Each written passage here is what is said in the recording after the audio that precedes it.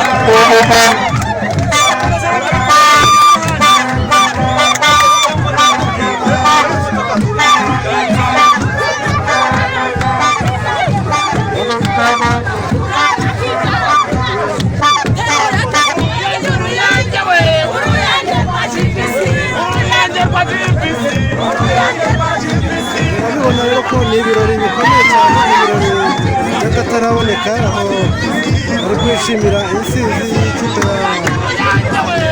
ya Gisagara ya vore. Gisagara akaba ari akarere k'amajyepfo aho volleyball yateye imbere, akaba ari naho hambere habaye inzu yo gukoreramo imikino. Turagumya tubakurikiranire uko bimeze.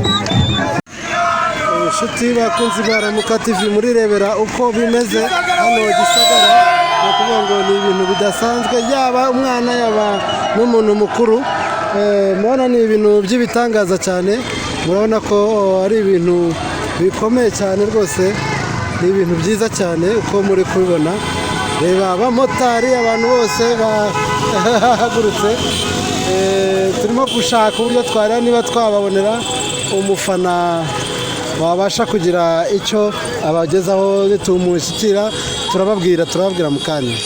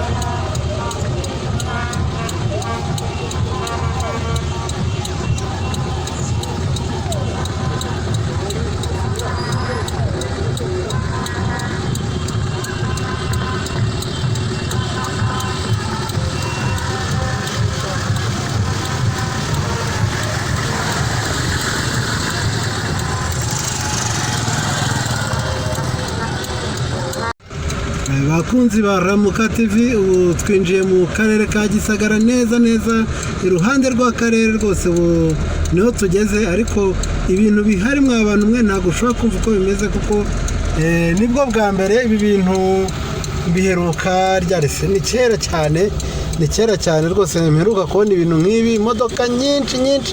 Nuvuga ngo umujyi wose wa Huye wamanutse, uwa Gisagara wamanutse, ni ukuvuga ngo ni ibintu by'igitangaza, namwe murabyibonera.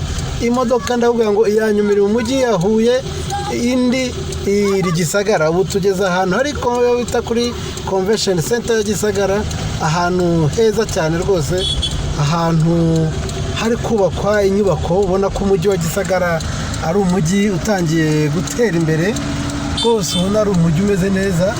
Ariko aho twaje hose twaje dusanga abantu barimo babyina bishimye rwose, bishimiye ino ntsinzi. Ariko reka mbaze mugenzi wanjye Yvonne, ibi bintu urabibona gute? Ibi bintu ngiye rwose numiwe, abantu bishimye, ikipe ya volleyball ya Gisagara yatsinze, abantu bimeze neza, barashyushye, abana, abakecuru, abasore, inkumi, urabona ko rwose ibyishimo byatashye mu bantu, ntabwo bisanzwe. Ibi bintu bikunze kuba ku isiganwa ry'amagare, bigaragara ko abanyarwanda bari bakeneye ibyishimo byo kunezerwa cyane rwose, ku buryo ubona ari ibintu byiza cyane, ari umutekano urabona ko umeze neza, polisi irahari. Ndibaza ibi bintu biraza kurangira ryari. Tukivuga mu iterambere rya Gisagara, irebere nawe aho bita kuri Convention, ni ahantu heza cyane rwose, ubona ko hameze neza. Ubu tukaba tugeze muri rompowe hagati ya Gisagara. Nyiramutuzo, uribaza ibintu biri burangirire hehe? Ibi bintu ugiye uko mbibona rwose biraza kurangirira muri Montana Hotel. Ndabona ariho basa naho barimo kwerekeza bajya kwiyakirira, ariko sinzi uko mbona ubwinshi bw'abantu, sinzi niba bari buhakwirwe, hanze bamwe rwose bari bugume hanze basereburira mu muhanda. Ariko abantu benshi bari kwibaza ngo ntibaheruka kubona Ramuka TV. Byatewe n'iki? Nta kindi Ramuka TV yari ikiri kubashakira ibikoresho bifite imbaraga, nk'uko muri kubona no mashusho, namwe urabona ko ari amashusho meza. Nta kindi rero, ibiganiro bigiye kongera bigaruke, buri munsi muzamukurikira ibintu bishya nk'uko Ramuka TV yabibemereye. Mu kanya rero turabagezaho batangiye kwiyakira, turaza no kubashyiraho incamake y'uko byari byifashe. Ubu biri guhita live, niyo mpamvu mubona biri kuza bigize. Ariko ndababwiye ngo ni uruvanzoka na uruvunganzoka.